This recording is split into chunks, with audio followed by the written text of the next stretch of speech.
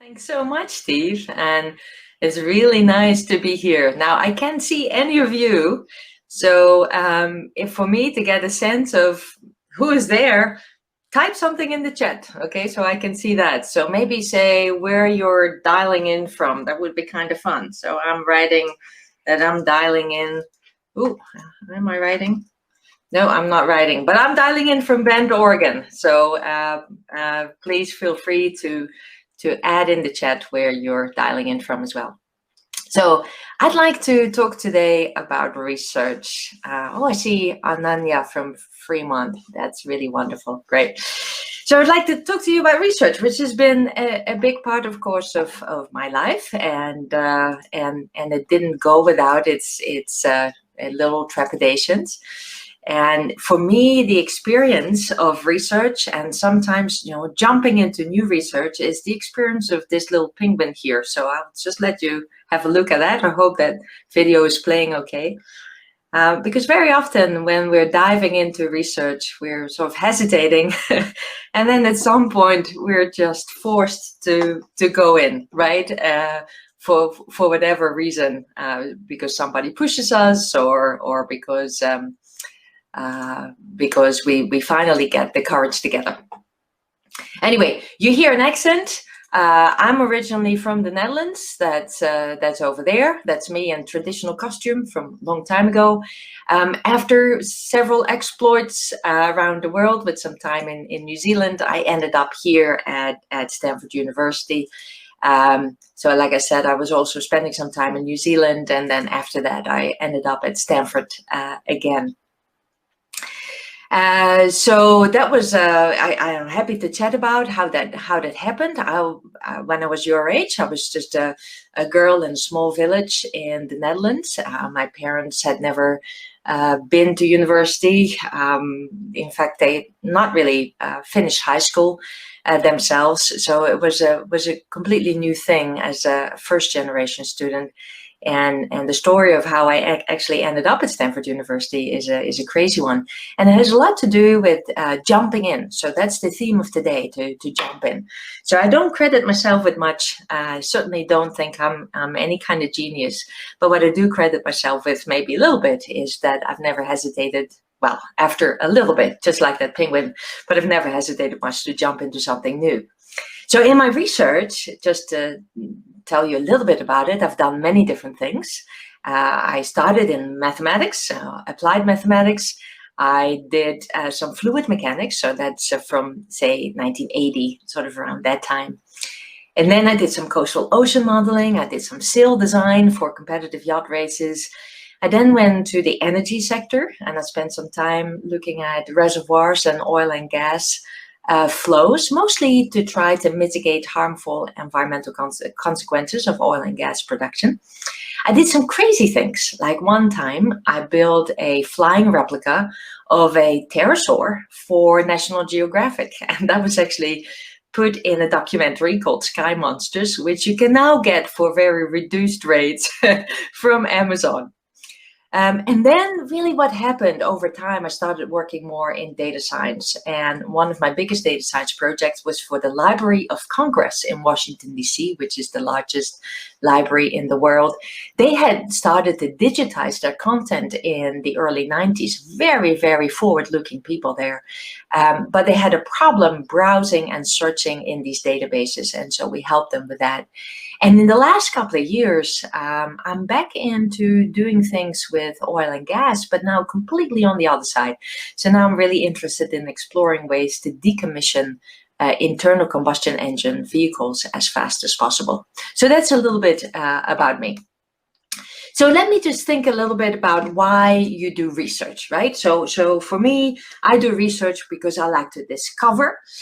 I like to learn, I like to contribute, and above all, I like to collaborate, because I hope that Polygence and your experiences there has also shown you that research is, by definition, incredibly collaborative. Sometimes when we look at research heroes or sheroes, we think about incredibly clever people who, in their own room behind their desk, isolated, think of fantastic solutions. And it's very, very, very often just the complete opposite. People discover through communicating with others, through explaining to others, through getting other people's input, through bouncing off ideas, through making a lot of different mistakes, and by continuing work that has already been done by other people before them.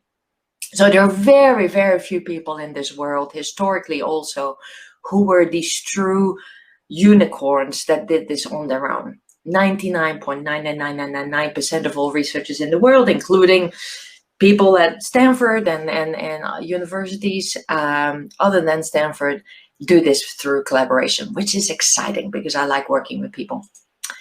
So what is research? Now, when you look at the definition, then you say, okay, research is working systematically and creatively to improve our level of knowledge. But I would want to offer my own definition, and that's saying making really a lot of mistakes and going off on many tangents in a pursuit, and the pursuit is delicious, to create deeper insights, to develop new concepts, and to improve, or maybe if you're lucky, and you're right there at the right time and the right place to develop new methodologies that you could perhaps name after yourself, right? Like the Margot method for something. Now, I don't have any such things. There was one time an algorithm that I called the M approach, but M stood for monotonicity, not for Margot, but I can dream, right? But anyway, the emphasis really is that research is very often a trial and error approach where you're probing, you're trying, you're going off on a tangent, and you realize you're wrong and you go back. Now, there's also not a clear path. So very often, and particularly when you're in high school, you think that research may be something like this, or solving a problem is like this. Okay, so this is you now, this is where you want to be in terms of understanding and success a little bit later. And you think if you're just smart enough, then there is this smooth path that takes you directly from here to there.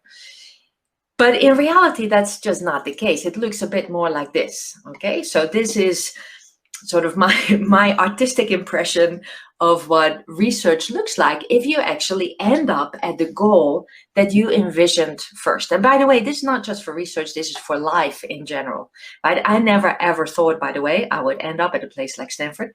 And so for me, it's been more like this, okay? So that you say, I'm going to go do this, but then you end up thinking, well, maybe that wasn't so well defined, and I end up doing something completely different. Or it could be like this, and this is has been part of my research life, that I'm trying to reach this elusive goal. And I just keep spinning my brain and circling around it, and I can never quite reach it. And maybe that is because it can never be reached. So in research, when you're entering this, also maybe later in college or as a grad student or as a researcher, you may have to unlearn a lot. Because one of the things that I don't like about high school, and I don't like at some undergrad studies, is that they give this idea that problems are always very clearly or well defined. They give the idea that there is only one right answer. In fact, you get discounted for not having exactly that right answer. They give you the idea that there is only one correct solution approach. And when my son went through middle school and high school, poor teachers, I was often arguing with the teachers about different solution approaches that would come up with the same solution, or maybe another completely equally valid solution. So solution approaches also are unclear. Multiple solution approaches can in fact be valid. And so multiple solutions can be totally valid. In fact, most solutions that we're trying to find are uncertain. And the available data is also uncertain. It's amazing sometimes to me when in high school projects, high school teachers give students data that is exact. No. I've never worked in my life with a research project, where I was actually certain about the input given to me. So what does this mean? As a researcher, you have to sort of start over a little bit. You have to become comfortable again, just like you were probably at a younger age, with uncertainty and with ambiguity. And so, in other words, you have to become comfortable with the uncomfortable. And when I look at research students in the PhD or in the master's degree programs at Stanford also, this is the hard part for a lot of them. So I think with your experience at Polygence, you're a step ahead of that, right? You've already tasted a little bit of this, and you can become a better researcher if you become comfortable with this discomfort. Now, the other reason why a lot of students are a little bit uncomfortable when they are doing research is because they think of their advisors or their faculty like this. So you can now see a theme of penguins. I love penguins. My son was a great penguin fan. He's now doing research himself. He's 21 and at college. So this is how often students see us, and I see myself like this. Okay, so you've jumped into that pool just like that little penguin at the start, and we're encouraging you and supporting you from the side. And from time to time, as you can see here, we will also jump in with you. So now one of the things that is a direct result of this discomfort that a lot of people feel is this feeling that they don't belong. And here are some of the emotions that people sometimes have, right?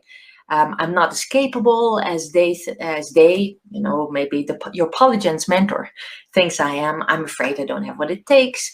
They will find out sooner or later. I'm not sure I really belong. I'm not sure I really have the ability to do this. Others around me are more capable. So I wonder if this sounds familiar to you. I tell you, it is incredibly familiar to most students at Stanford University. I know this because I've done surveys and I've worked with people there.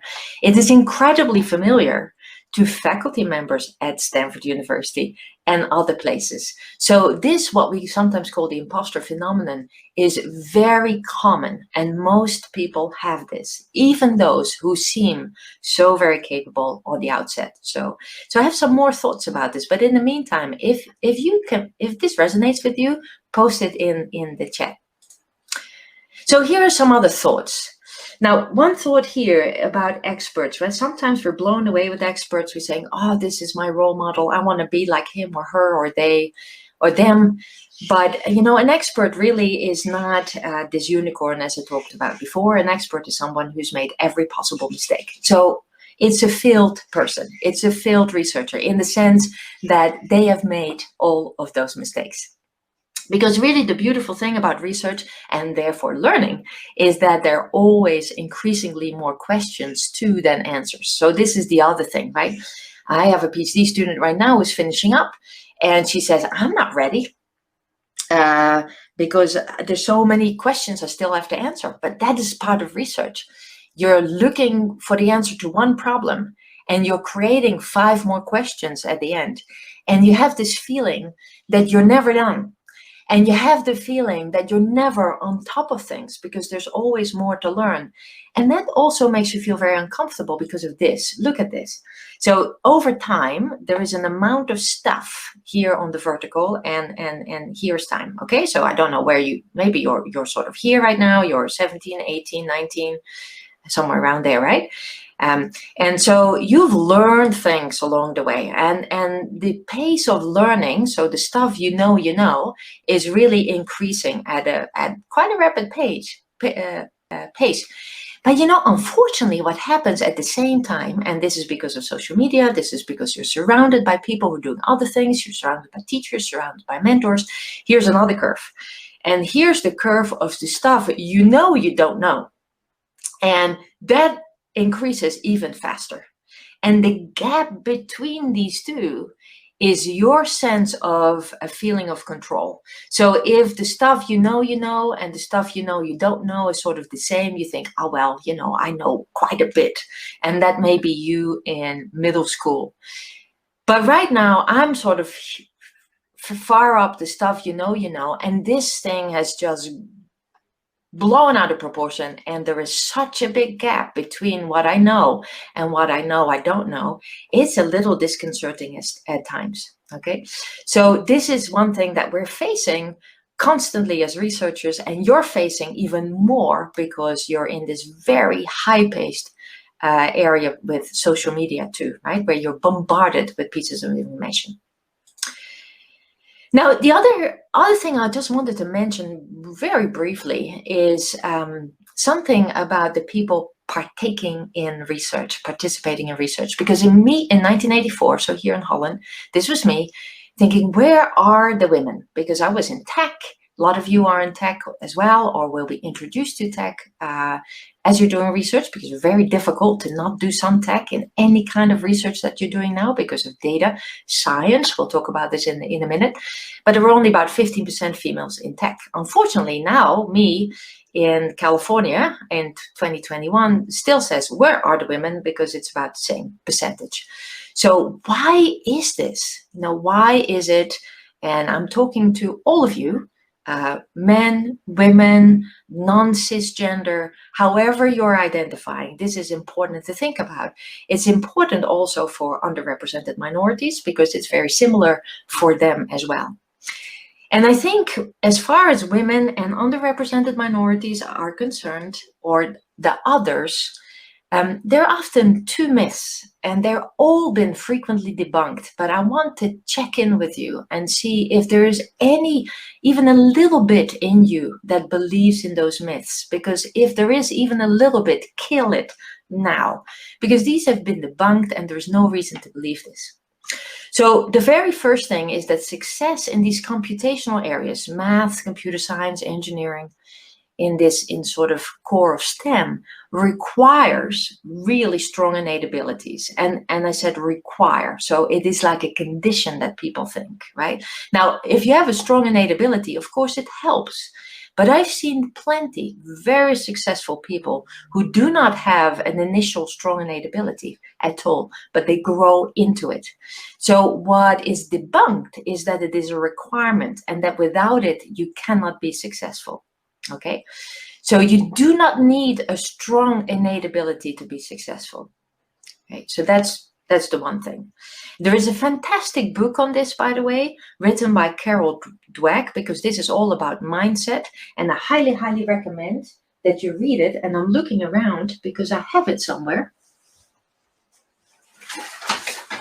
Okay, sorry, I disappeared for a bit, but I'm going to hold it up. Is this book, and that can be a life changer for a lot of you. So I will put it in the chat a little bit later on as well. Now, the second myth, which is the killer, is that girls, or say put in here, people of color, or other people from different religions, sometimes it happens to are seen to have less innate ability than men. Now that has been debunked a lot, but many people still believe it, okay? So in fact, this imposter phenomenon that I just talked about was thought to be a female problem. Now I've seen it also with many men. But unfortunately, this is still going on, and I'm very sad about this, because as I said, it's been debunked so much, but the culture, our culture, still has some of it. So if you recognize this, nip it in the bud. So it begins really early with the segregation of the sexes in so-called different preferences, and it perpetuates all along. Now, there is a fantastic Twitter person, Man Who Has It All, who writes about men the way that a lot of people write about women, including this tweet. You would never see this about boys, but you see tweets like this about girls. Okay, so think about that. The same way, of course, we'll never see a tweet like this about men, right? But you do see this about women. So we have to start turning this thing on its head. So call to action here for all of you to not fall into this trap. Now, the world of research is constantly changing. So you may already think, whoa, slow down a little bit, and changes are coming very fast and furious. One of the biggest changes has been data research. Okay, so the amount of data that is being collected over time is just incredible. And you can read these examples faster than I can read them to you. And it's not just social media, but we're also observing the Earth at unbelievable rates, right? So in 1 year, this was pre-COVID, for example, we put up 400 additional satellites for communication, for observation, and surveillance, of course, as well. A lot of them are military. But the amount of data that is available to us right now in the medical field, in the social media field, and in the field of engineering is unbelievable. So we've gone over time from research that was data supported, so where we just use data to support our models, to data inspired, where we looked at data to get inspiration for models, to data driven, where the models are data. So it's super interesting, but this whole science approach has been shifting very, very fast. And it's penetrating nearly all areas. Most of the decisions that are made right now in research and industry, in government, are to some extent data driven. So here's another little call to action for you, is that if you are a little bit wary about data science and you think you may not have what it takes, remember what I said, that there's no such thing, but also really push yourself and jump in that data pool for a bit, because in your lifetime, you will have to deal with data and you will have to be comfortable with them. Now, there are very few women in data science, and that is why I started in 2015 an organization called Women in Data Science, and everyone is welcome to join to inspire, educate, and support. And we are now, after our first initial event at Stanford, a worldwide organization with over 200 conferences in the world per year. We have a datathon, we've got podcasts, we've got workshops, we have an enormous army of volunteers and ambassadors all over the world. And so no matter where you are, you will be able to find a Women in Data Science activity and enjoy them and feel supported by that community. We also do high school outreach. So here's the website, and feel free to check in and check this out and connect with us about all of that. Now, I want to just finish here, so we have a few more minutes left for maybe some questions. I've said a lot, so you need to be, as a researcher, somebody who's willing to jump in the pool, to be comfortable with the uncomfortable. You need to have some confidence that you can learn. You shouldn't be too daunted by the fact that there's so much you don't know. That's natural, that's logical. You shouldn't be too intimidated by people who seem to know it all, because they've probably made many, many mistakes, just like you're gonna do. And you have to be comfortable with a really rapidly changing world, because things are changing very fast. And that means you have to think a little bit about your skill set. It's less about what you know right now than it is about agility.